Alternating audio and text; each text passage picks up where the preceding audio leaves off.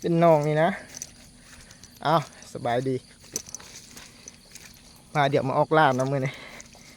มา2 คนกับน้องทรายเลย มาอันละจัดไปละ2 เต็มละพี่ลึกมาติดตามส้มเบิ้งสิมานหรือโบมานนะมาหมายเก้ามือนี่แกงเอาอยู่ซะฮะอยู่นาเลี้ยงเลย นอเลี้ยงโอ้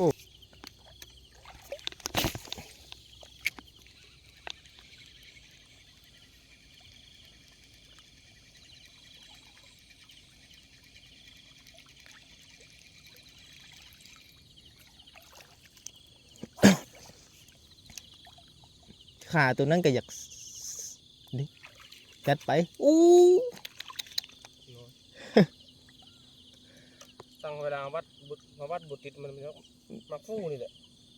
คือรอบได้รอบนั้นบุเป็นอย่างไรครับว่าบุตรติดกับบุเป็นอย่างสายน้อยตีบ่เกี่ยวจะเป็นอย่างโอ้ถือว่ากัดอยู่ดิหันนะเกือบละน้องทรายเฮ็ดกิน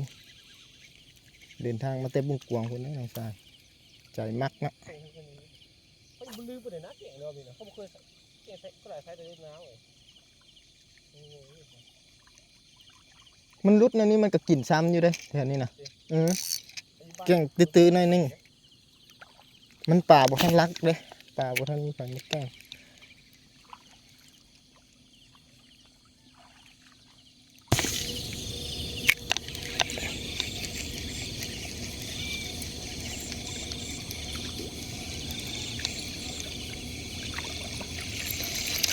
ฟ้าบดติดบดทึกเว้ย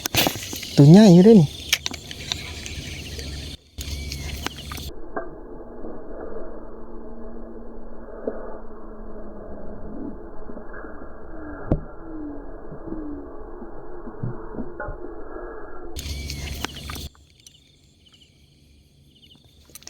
เรียบร้อยแล้วจัดไป เด็กเว้นจะซ้ายนี่แหละ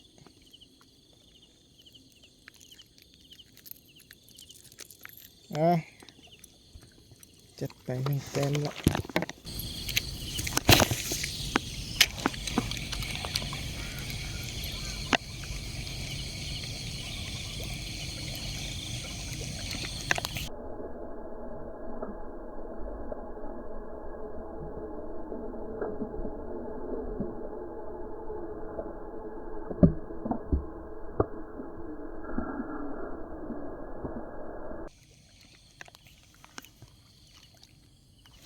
เรียบร้อยบ่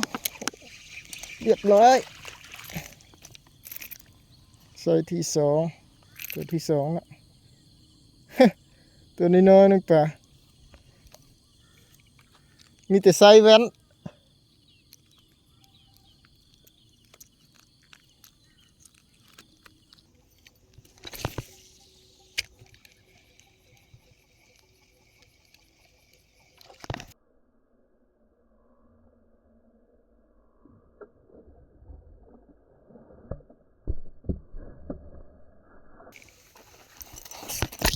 เรียบร้อย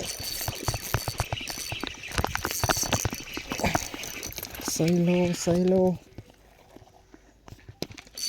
จะไปอีกแล้วไซโลอัดทันอยู่บ่วะ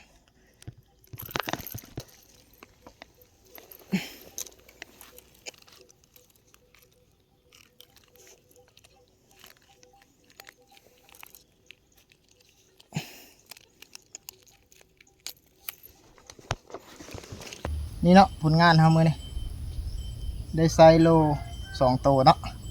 จะได้เป็นน้องชายแทนเมื่อก่อนเนาะเพิ่นฟ้าเมื่อเวียก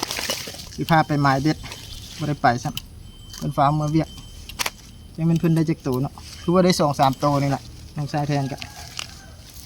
นี่เนาะพอได้งัดพี่น้องหมานอยู่หมายแตกนะมือนี่ไปกลับบ้านบัดนี้เมื่อเปิดร้านตอนนี้ก็ประมาณ8 โมงปลายเนาะมาเปิดร้านก่อน